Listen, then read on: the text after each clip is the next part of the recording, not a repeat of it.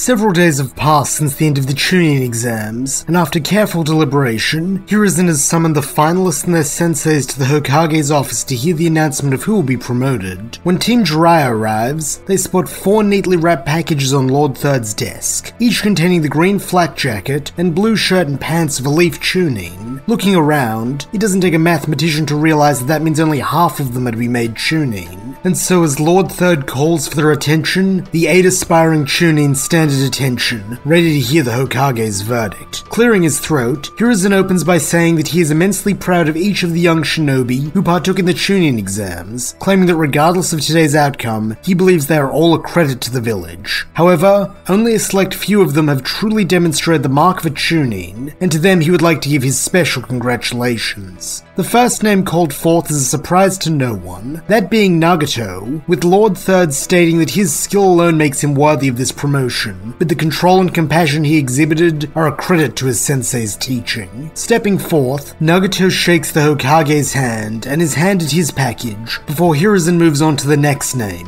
Fugaku Uchiha, for his ninjutsu prowess and tactical aptitude. Likewise, Fugaku shakes hands with Hiruzen and is given a flak jacket, then steps back so the third new Chunin can be announced. Another name that garners no surprise from anyone except for the person herself is Konan, who looks delightedly shocked as she is named the third new Chunin. Smiling, Hiruzen credits her innovation and level head while under fire, before handing her the wrapped package and naming the recipient of the final flak jacket on his desk, Shikaku Nara, for analytical thinking in the face of danger. With all 4 promotions dispensed, Hiruzen dismisses the assembled shinobi, with those who accompanied the new Chunin rushing over to congratulate them. For Konan and Nagato, this is Jiraiya and Yahiko, with both beaming at the other pair. Humbly, Nagato thanks his sensei and friend for all their well wishes, while in a soft commiserating voice, Konan pats Yahiko on the shoulder, saying she's sorry he didn't get promoted too. However, Yahiko doesn't allow his grin to falter for a second, telling Konan not to worry about him, today is about their achievement, and he couldn't be happier for his 2 best friends. There is such genuineness to his words that Konan can't help but smile, and as Jiraiya reaches down to ruffle the boy's orange hair, Hiruzen clears his throat for a second time, feigning surprise and saying it seems he misplaced the final flak jacket. He then pulls a 5th wrapped package from his desk drawer and beckons Yahiko to approach him. Looking shocked, Yahiko does as he's bid, and with a grandfatherly smile, the third Hokage presents him with the bundle, proudly stating that for loyalty and strength of character, in the face of both pressure and disappointment, he is happy to name him a Chunin. For once, the usually talkative Yahiko is at a loss for words, though Nagato, Konan and Jiraiya are more than capable of picking up the slack, giving their applause as Konan wraps Yahiko in a hug and Nagato claps him on the back. It is a moment of purest joy, and for a time there is only the 4 of them, though as the others begin to file out, Jiraiya is forced to break off from his kids, telling them to wait outside and that he'll take them all out for dinner to celebrate, but first he needs a word with his old sensei. When they are alone, Jiraiya's entire demeanor shifts, as he at last confides in Hiruzen about the assassination attempts he and his squad have been fending off since their formation. Naturally, this troubles the old man greatly, with him asking if Jiraiya has any leads on who might be the culprit, and still grim, the Toad Sage replies that he knows who it is. It's Danzo Shimura. Stroking his goatee in deep contemplation, the Hokage asks if Jiraiya has any proof of this, calling it a grave accusation. Though with a sigh, Jiraiya is forced to admit that the only evidence he has is the word of the would-be assassin who his team were able to capture, though all she said lines up with his own investigation, so he is inclined to believe her. Nodding, Hiruzen asks to speak with the girl, suggesting that if she were turned over to the interrogation corps, they would be able to ascertain the veracity of her claims quite easily. However, here Jiraiya is forced to decline, saying that he can't do that, since with Danzo's full influence being unknown, he is concerned she would be killed if she left the safety of his apartment. That is why he didn't bring her with him today. Sighing,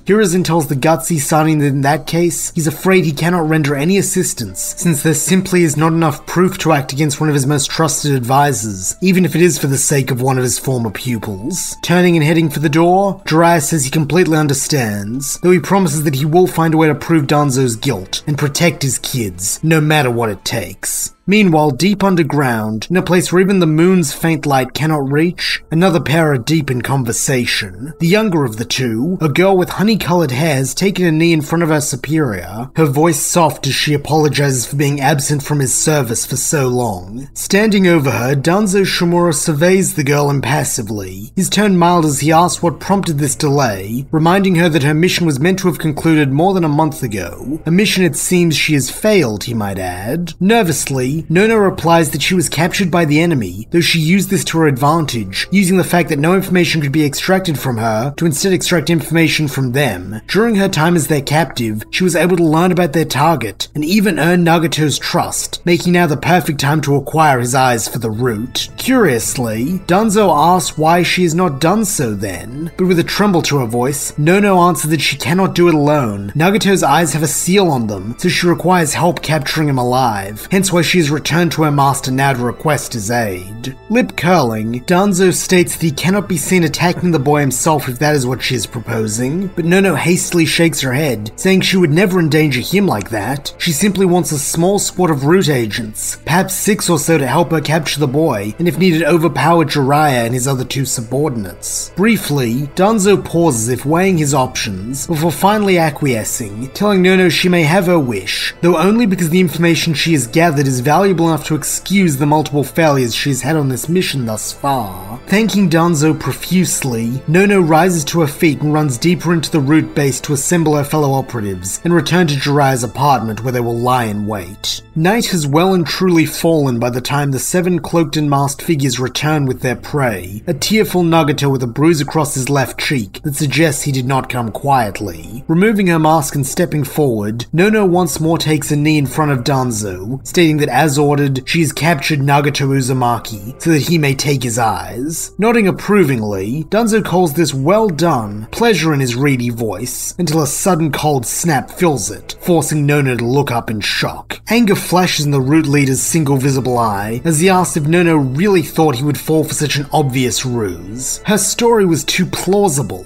too neat, and as they of the root know, the truth is seldom the believable story people choose to accept. He knew her game from the moment she returned to their base, and so laid his own trap, and just like the gullible child she has brought Nagato and her co-conspirators into the place where his control is absolute, so he supposes in her own way, she did prove useful in the end. At this declaration, dozens of robed and masked root members disengage their camouflage jutsus and drop down from various catwalks lining the base. Throwing off his own mask, the tallest of Nagato's seeming captors reveals himself to be Jiraiya, and in a commanding tone, orders his allies to protect the boy. At once, the 6 other shinobi, including Nono, form a defensive circle around Nagato, ready to begin their assault on the root stronghold and end their war with Danzo one way or the other. Flashing back to several days earlier, we see Nono and Nagato seated across from Yahiko, Konan, and Jiraiya, with the honey-haired girl having divulged everything she knows about the root and its leader. Yahiko and Konan are both silent, troubled by the fact that such an insidious force holds this much power in the village, but Jiraiya is more proactive, telling his students and Nono that now they know what they know, they have no choice but to uproot the root and free Konoha from its chokehold, both for their own sake and the sake of the village. Mischievous grin returning to his face, Yahiko replies that obviously Jiraiya Sensei can count on him to fight the bad guys, while the other 3 children all add their agreement. However, Jiraiya sighs it will take more than the 5 of them to complete an undertaking of this magnitude, so for that reason he's going to get a bit of help from their friends, specifically Tsunade and Orochimaru. He would also like Yahiko to request Sakamo Haruke's help if he is able, since with the combined power of the Sannin and the White Fang, they might be able to defeat Danzo and his cronies. Fortunately, all 3 of their additional allies are willing to help, joining the now expanded Team Jiraiya as they plot how best to defeat their phantom enemy. As with all good plans, it has layers of contingencies, allowing them to adapt as circumstances change, with the initial plan simply being to present their evidence to Hiruzen and hope he feels compelled to act. However, none of them truly believe it will be this simple, and so they decide to enact their first backup plan at the same time, having Nono return to Danzo under the pretense of still being on his side. This has 2 benefits. The first, that it keeps Danzo occupied while Jiraiya speaks to Lord Third, and the second it puts the plan in motion before Danzo can hear of the meeting and grow suspicious. Assuming that Hiruzen does not accept their story on face value, Nono will request a contingent of root operatives matching their number to storm Jiraiya's apartment, where Sakumo, Orochimaru, and Tsunade will be waiting to ambush them. Once they are defeated, the heroes can use the root's depersonalizing uniform to their advantage, disguising themselves as the operatives and returning to the stronghold, having seemingly captured Nagato. Initially, Jiraiya tells Nono that she will only have to request 4 allies, enough for himself, his fellow Sannin, and Sakumo, but he, Yaiko, and Konan protest, stridently declaring that if Nagato's going into that awful place, they're going with him. Pulling rank, Jiraiya says they most certainly are not. It's bad enough he has to endanger one of them, there is no way he's risking all 3 of their lives. But with a faint chuckle, Orochimaru tells his colleague not to waste his breath. This pair have already set their mind on going, and if they're as much like Jiraiya and Tsunade as he's been led to believe, arguing will achieve nothing except waste time they do not have. He then turns his amber eyes onto Yaiko and Konan, and in a silken hiss tells them that very well they may join the assault, but their lives are in their own hands, so they had best be certain they have the resolve and skill to see this task through to the end. Gulping, Yaiko says that they are, while Konan nods her agreement, cementing the decision that will be a party of 8 who conduct the raid. Finally, the day of the operation arrives, and as Team Jiraiya prepares to leave for the Chunin promotion ceremony, having chosen now as a time for Jiraiya to speak to Hiruzen without seeming out of place, and Nono readies herself for her audience with Danzo, Nagato pulls the glasses-clad girl aside. Quietly, he asks if she's sure she wants to do this, citing the danger she'll be putting herself in, since Danzo may well simply kill her on sight. Stoically, Nono reminds him that they do have a contingency plan in case she is killed, but Nagato protests that isn't his point. He doesn't like the people he cares about risking themselves for his sake, and that includes her. A faint smile playing on her lips, Nono assures him that she will be fine. After all, he has already saved her life on 3 separate occasions, so she will not leave his side until she has returned the favor. Mark her words. Thankfully, Danzo does not make a liar of her, and the first stage of the backup plan goes off without a hitch, allowing Nono to lead 6 unwitting root operatives back to Jiraiya's apartment, where Orochimaru, Tsunade, and Sakumo lie in wait. Here Tsunade's taijutsu mastery, as well as her knowledge of human anatomy, comes in handy, as she's able to defeat the assailants without the need of weapons, while also avoiding any injury that might spill blood on the cloaks or masks, since even such a subtle imperfection might blow their cover. Finally, Team Jiraiya returns from the celebratory dinner, having needed to keep up appearances in case Danzo had them under surveillance, and with the team assembled at last, they don their disguises and leave the rest up to fate.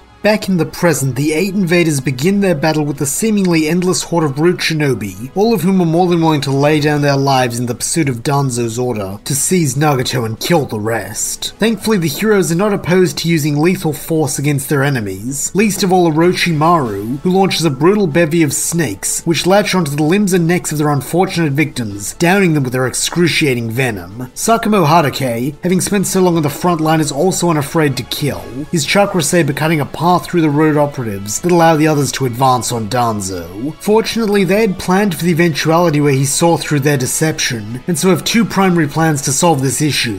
Either capture the root leader to present to Hiruzen, or kill him, and accept whatever consequences may arise, with the knowledge that at least the threat he poses is at an end. However, it seems Danzo was not exaggerating when he stated he had absolute control here in the base, as when Jiraiya draws near enough to launch a fireball jutsu at him, Danzo deftly enacts a substitution jutsu, appearing on a higher catwalk and glaring down at the invaders with disdain. Coldly, he names the group as traitors to the leaf, expressing special disgust for the Sannin as students of the Hokage. Angrily, Yaiko yells up that the old creep is the real traitor, manipulating everyone from the shadows, but Danzo dismissively chides that this loudmouth child knows nothing of the true cost of peace, security, and order. Ennui in his voice, Jiraiya acknowledges that he understands what Danzo's trying to do, and even agrees with some of it. A spy network is necessary to protect Konoha, but Danzo has perverted the idea, with the root only serving Danzo's ends and not the Leaf's. Acidly, Danzo protests the 2 are one and the same, since everything he's done has been for his village. But with a scowl, Tsunade asks how ordering the murder of a child helps Konoha. Sighing Sighing as if talking to an impudent child, Danzo replies that Nagato is an outsider with a godly dojutsu. Perhaps today his loyalty lies with them, but what if tomorrow he decides to return to his birth village and seek retribution for all the damage Konoha has done there? If the leaf is to be truly safe, the power of the Rinnegan must be in the hands of someone whose loyalty is unquestionably and unwaverably with Konoha. Surely they can all see that at least. Smirking from atop the corpse pile his snakes have created, Orochimaru counters that as Danzo himself has said, loyalties can change, so truthfully, even he is not the safe option he presents himself as. Nodding, Jiraiya adds his voice to his friends, saying that Orochimaru is right, and that the best thing they can do for Konoha is ensure Nagato is raised to be a true shinobi of the leaf, since he truly believes that if he is, one day he will lead a revolution of peace throughout the entire world. At these words, Danzo's scowl only grows, and with keen insight, Tsunade tells her teammates to save it. Despite his claims, Danzo doesn't really want peace, he just wants power, and will take it however he can, so like it or not, they have to stop him here. This earns a rumbling of agreement from the other 7 heroes, who begin to form up on each other, preparing to follow Danzo up to the higher catwalk, but the root leader has other ideas it seems, as with his agents now all defeated, he resorts to his next best defense, the mighty elephant chimera Baku. With a trumpet of its long snout, the Baku is summoned onto the same level as the raid team, its fearsome size and savage demeanor making it quite the threat. However, the heroes cannot focus solely on it, as once his beast has been called forth, Danzo ducks into a passageway clearly attempting to escape. Having no time for debate, Sakumo states that he will stay behind to fend off the Baku, while Orochimaru adds that he will do likewise, since if this really is the fabled creature of nightmares, even the White Fang may not be enough to defeat it. Smiling, Sakumo expresses gratitude for the help, unaware that truthfully Orochimaru just wants to study the monster, while Tsunade announces her own intention to stay and provide medical support, since she imagines the Baku has a greater chance of dealing serious injury than Danzo on his own. In a grim tone, Nono tells the older woman not to underestimate Danzo,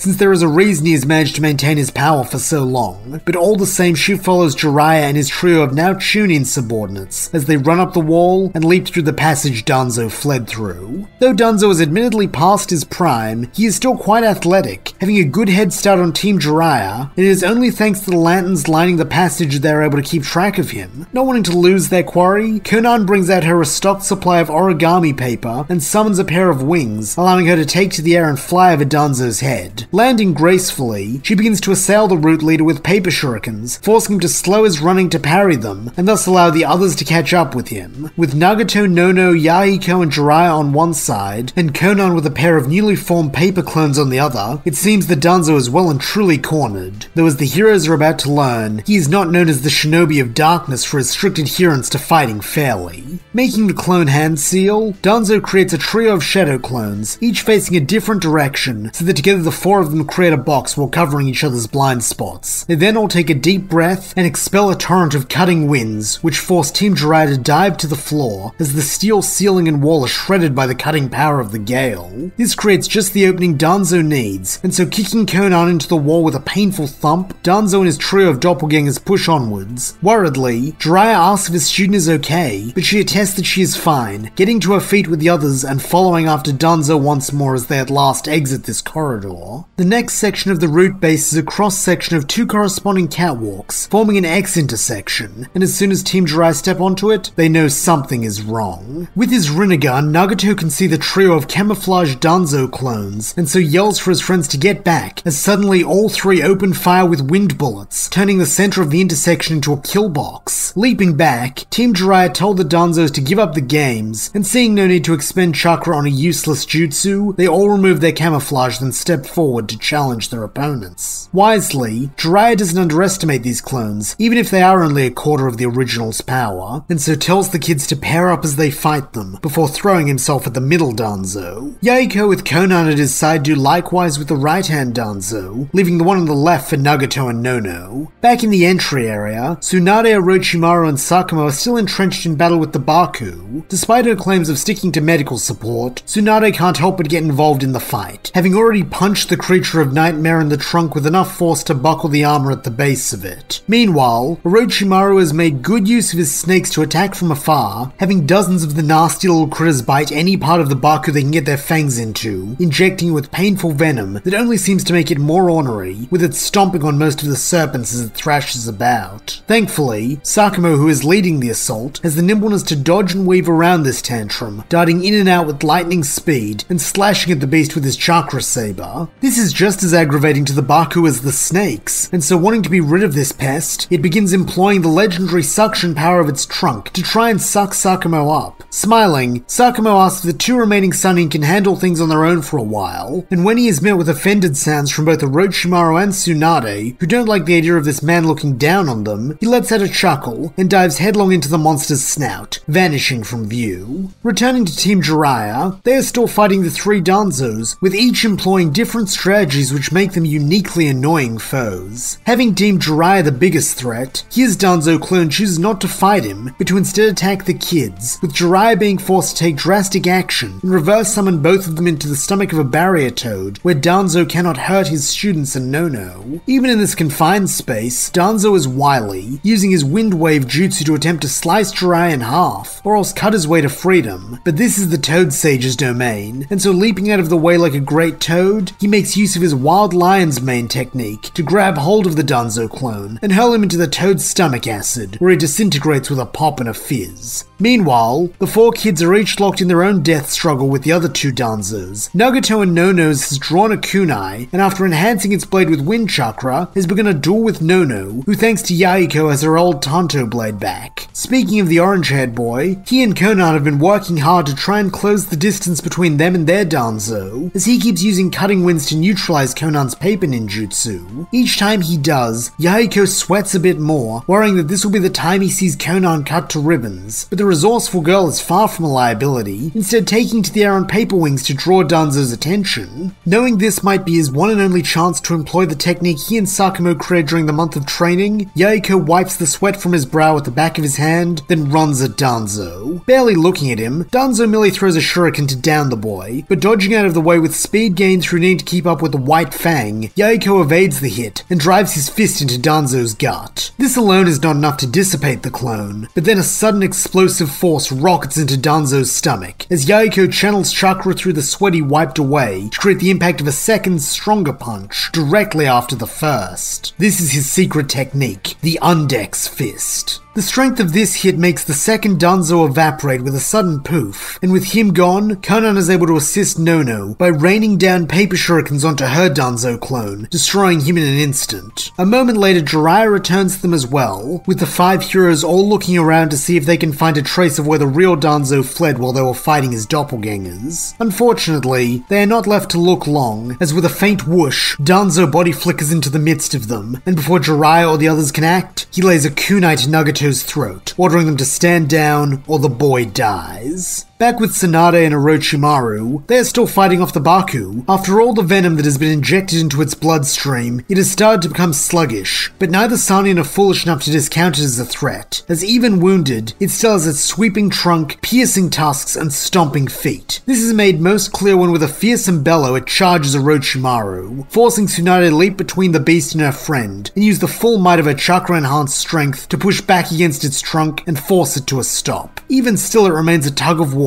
with the Baku gaining a few inches every couple of seconds, and Tsunade knows that sooner or later her strength will give out, and unless she is very careful, she will be trampled underfoot. Urgently, Orochimaru prepares to launch a counterattack, but is stopped when the Baku lets out a pained trumpet, then keels over, dead. A moment later, a large gash appears in the beast's stomach, and from it emerges Sakumo, dripping with viscera, but undeniably alive, as he laughs that it looks like he missed one hell of a party, but he guesses the legendary Sannin managed to live up to their name after all. Sardonically, Orochimaru asks Tsunade if she thinks Jiraiya would mind him testing the effect of snake venom on Sakumo, clearly attempting to keep her focus away from the sudden outpouring of blood that would trigger a hemophobia, but alas, no good deed goes unpunished, and so when Tsunade freezes up, the Snake Sage informs the White Fang that he will be taking Tsunade and leaving, since the other man's overly theatrical appearance has rendered her useless to them now, and if he were to leave her, she might be killed. Nodding his understanding, Sakamo gives a quick apology to the Slug Princess, then without another word, leaps up to the catwalk Jiraiya and his kids ran along earlier. Meanwhile, Team Jiraiya stare down Danzo, hate in each of their faces, though none make a move as the root leader slowly retreats, pulling Nagato with him. Smug satisfaction in his voice, Danzo taunts that Jiraiya never would have made it in his organization, since his attachment to this boy has made him weak. Perhaps in the next life he can return as someone with backbone. After all, his current one will be ending rather soon. Once he shows the Hokage what Jiraiya and his traitorous allies have done, killing fellow Leaf Shinobi and making an attempt on the life of a senior village official, Sarutobi will have no choice but to execute the lot of them. Though he is not without mercy, Jiraiya's precious Nagato will be allowed to live, albeit without his eyes, but all the same, by standing down the Toad Sage can save one of his students tonight. Seething, Jiraiya urges Danzo to at least let the kids go free, saying he will gladly give his life and honor if that's what the Shadow Hokage wants, but there's no reason they should have to die. However, Danzo is unmoved, warning that if any of them move so much as a muscle, he will slit Nagato's throat and take the Rinnegan off his corpse. They were all complicit in this assassination attempt, so they all must pay. At these heartless words, anger bubbles up in Nagato, and with a growl he grabs hold of Danzo's wrist. Initially the root leader thinks he's trying to pry the kunai away, but as waves of fatigue overcome him, he realizes too late that he is having his chakra absorbed. In a matter of moments, Danzo's hand gives out and he drops the blade, with his legs doing likewise a moment later, causing him to crash to the ground. Nonetheless, Nagato does not loosen his grip, even as Danzo's face begins to go pale. Worriedly, Jiraiya tells Nagato to stop, saying if he keeps draining Danzo's chakra he'll die. But with hardened resolve, Nagato says he knows, but he also knows that if they take Danzo alive, he'll find a way to spin this, to keep coming back and hurting the people he loves. For their sake, Nagato has no choice but to end Danzo's life here and now. In a hushed voice, Yaiko asks if his best friend is sure, while with deep sadness, Jiraiya asks what about his ninja way of non-violence, his vow to break the cycle of hatred. In a tone of equal sorrow, Nagato admits that maybe the cycle can never be broken after all.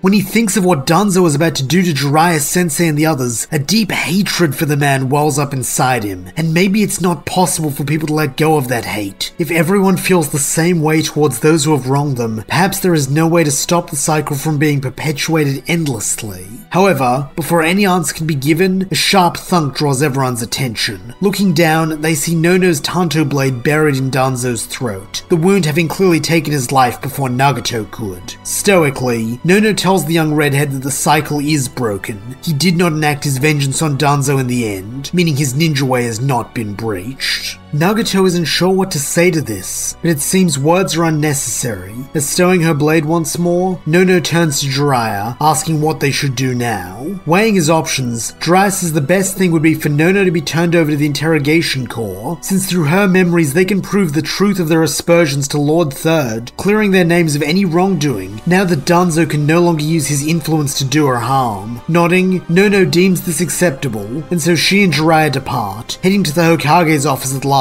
to put this nightmarish ordeal to bed. When they are alone, Nagato, Conan, and Yahiko do not share any words. There is no need to. Instead, they simply huddle together, wrapping each other in a hug, as joy, relief, remorse, and a flurry of other more ill-defined emotions course through them. Following Nono's interrogation by a member of the Yamanaka clan, it is found that all Jiraiya's claims were true, with Hiruzen having to admit that, like it or not, Danzo and his shadowy root organization held the true power in Konoha for many years. However, even though he has admitted it to himself, to do so to the public would be an entirely different matter, and so it is decided that all who know of Danzo's treachery be sworn to silence. In order to keep up appearances, Danzo is given a formal funeral, in which his great deeds are extolled, and he is named a patriot and a hero of the Leaf. Such duplicity troubles Nagato, almost as much as Danzo's actions, but all the same he stays quiet, not because of the Hokage's orders, but because he knows it is the best thing he can do for the village he and his comrades fought to rid of Danzo's darkness, the village that has become his home.